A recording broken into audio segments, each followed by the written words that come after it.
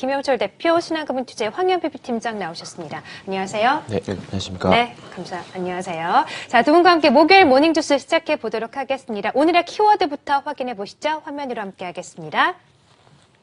네, 자, 오늘의 키워드, 오늘 김영철 대표께서는 기관의 외면을 꼽아주셨고요. 황현 팀장께서는 G2 시나리오라고 꼽아주셨습니다. 자, 기관의 매도가 계속해서 이어지고 있습니다. 시장을 좀 받쳐주지 못하고 있는데 좀 어떻게 보면 좋을까요? 네. 지금 뭐 기관들 쪽에서는 불확실성에 대한 좀 시장에 대한 관망세 네. 그리고 매도세로 일관하고 있다라고 할 수 있을 것 같습니다. 외국인들이 이탈을 크게 하지 않는 상황에서 기관들 쪽에서의 지금 이탈이 나타나고 있는 상황, 즉 외국인들이 그렇다고 수급을 뭐 강하게 받쳐주면서 끌어올릴 수 있는 상황들이 아니었기 때문에 이런 기관들의 매도세 같은 경우에는 시장에 상당히 좀 부담을 주는 요인 중에 하나다라고 할 수 있을 것 같습니다. 한국의 마이너스 성장률이나 또 기업들의 실적에 대한 부진이 기관들의 매도세를 부추겼다라고 할 수가 있겠고요. 그리고 미국과 중국 간의 무역 협상에 대한 불확실성 역시 앞으로 시장에 대한 우려감, 경계감이 나타난다라고 할 수 있을 것 같습니다. 과거 중국 사드나 이런 이슈가 있었을 때마다 나타났던 것들이 기관들의 매도세가 컸었다라는 거였는데요.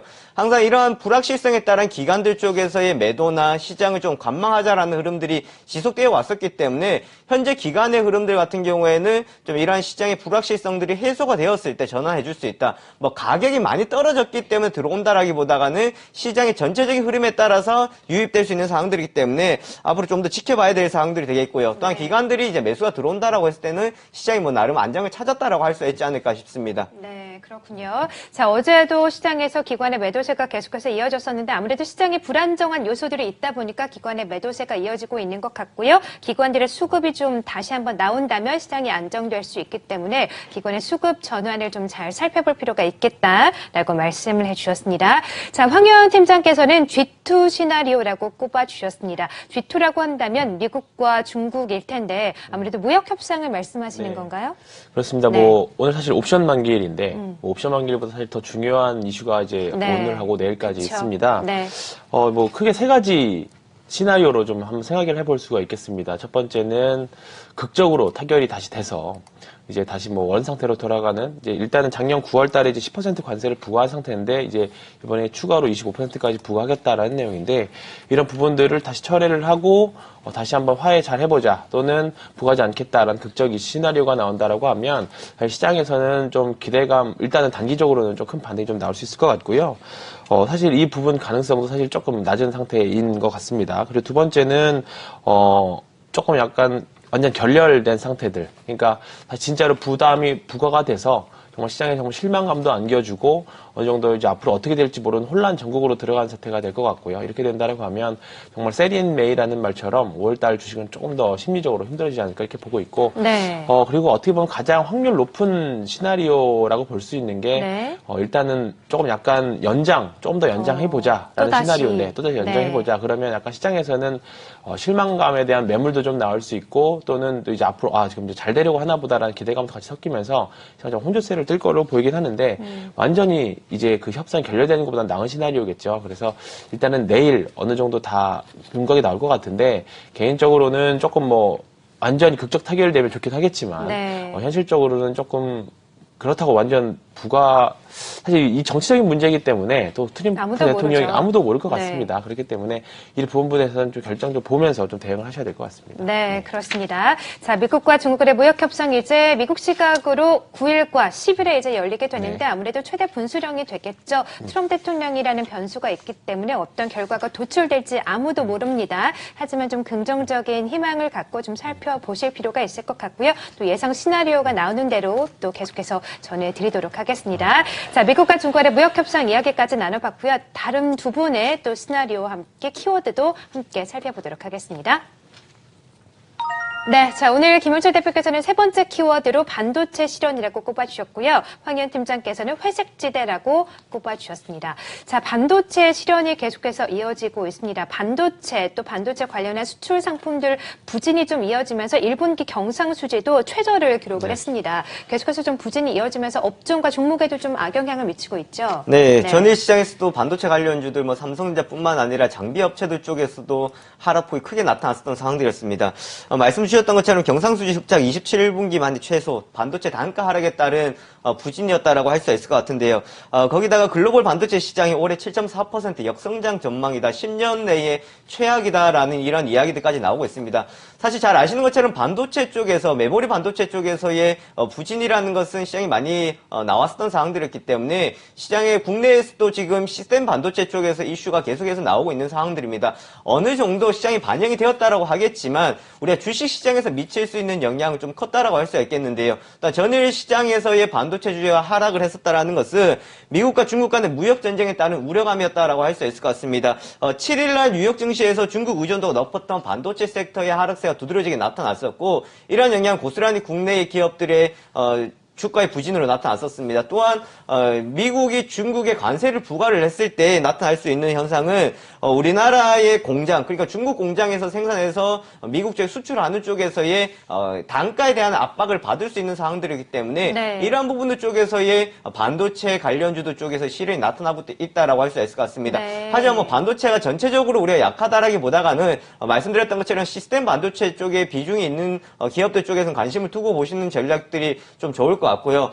이런 반도체 쪽에서 움직임들이 나타나지 않는 상황에서는 결국은 지수를 움직일 수 없는 요인들이 되기 때문에 반도체 쪽에서는 말씀드렸던 대로 시스템 반도체 그리고 종목마다의 이제는 차별화를 상당히 둬야 되는 상황이지 않을까 싶습니다. 네, 그렇군요. 자, 반도체 시장 부진을 면하지 못하고 있으면서 올해도 좀 역성장이 좀 예고가 되고 있긴 하지만 좀 선별적으로 접근을 하시면서 시스템 반도체 부분은 관심을 가지셔도 좋을 것 같다라고 말씀을 해주셨습니다. 자, 반도체 관련된 이야기까지 나눠봤고요. 황효연 대표께 황효연 팀장께서는 이제 회색지대라고 키워드를 꼽아주셨는데 회색지대가 좀 불확실성, 이도저도 아닌 애매한 좀 이런 뜻이잖아요. 네네, 시장 그렇습니다. 환경을 말씀하시는 네. 거예요? 어떻게 보면 작년 이맘때쯤 보면 사실 네. 코스피 3,000에 대한 얘기도 많이 나왔었고요. 그 다음에 코스닥 1,000에 대한 얘기도 많이 나왔었고, 그리고 작년 연말에는 사실 뭐 올해 코스피가 뭐 1,800, 뭐 1,500 이런 이야기가 사실 많이 나왔었습니다. 근데 항상 보면 그 시장의 심리나 의견들이 한쪽으로 쏠릴 경우에는 그 결과가 조금 지나고 나면 사실 반대급부 현상들이 많이 나오는 부분들이 많이 있거든요.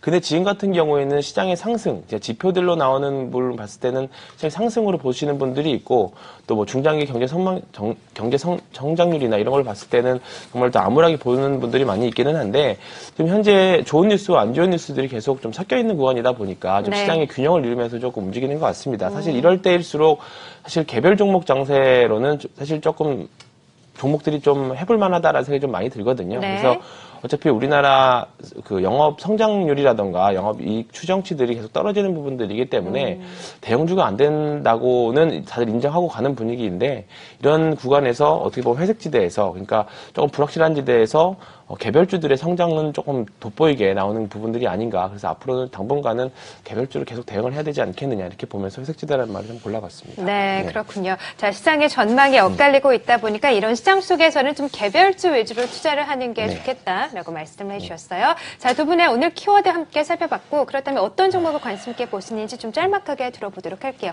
어떤 종목 보십니까? 네, 한미글로벌인데요. 네. 한미글로벌 종목 자체가 큰 종목은 아닙니다만은 그 국내 최초 건설 사업 관리 전문 회사로 이제 설립이 되어서 지금 실적에 대한 기대감을 많이 나타내고 있는 기업이다라고 할 수 있을 것 같습니다. 삼성그룹 투자로 CM 수주가 지속적으로 나타나고 있다라는 것에 우리가 큰 포인트를 찾아볼 수 있을 것 같은데 이런 삼성 쪽에 많이 치우쳐져 있는 매출 비중을 사우디 진출로 해서 매출을 좀 다변화시키고 있다라고 할 수 있을 것 같습니다. 국영사 사우디 국영 부동산 개발 회사 아카리아하고 합작법인을 설립을 해서 지금 실적이 예상치보다 많이 나오고 있는 상황들이 되고 네. 있고요. 또한 인수했던 미국 법인 오텍의 실적 성장 역시도 한미글로벌의 실적 뒷받침해 줄 수 있는 요인이다라고 할 수 있겠습니다. 마지막으로 대북 인프라 투자에 대한 사업 기회 확대, 이것은 플러스 알파다라고 할 수 있을 것 같은데요. 북한 관련해서 뭐 테마주로 우리가 관련주를 많이 볼 수 있겠습니다만은 북한 관련의 테마주도 쪽에서의 흐름들이 지금 다르게 나타나고 있는 상황에서 한미글로벌 같은 경우에는 북한 이슈가 나왔을 때도 충분히 긍정적으로 바라볼 수 있는 거기 때문에 실적과 북한에 대한 이슈 함께 볼 수 있는 종목이다라고 할 수 있겠습니다. 네, 자 오늘 김영철 대표께서는 한미글로벌을 주셨고요.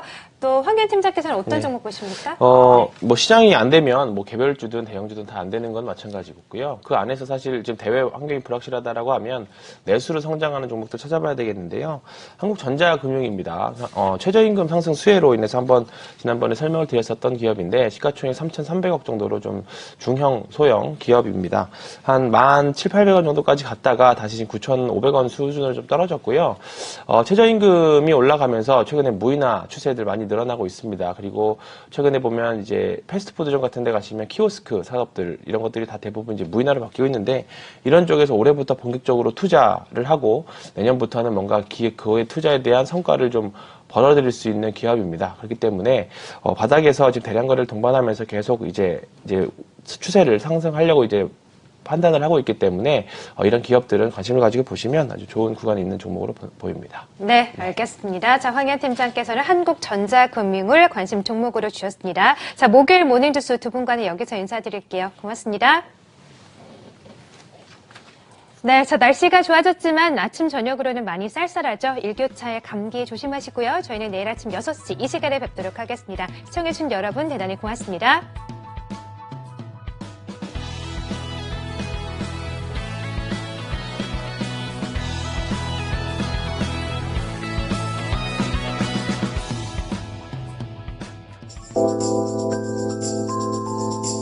you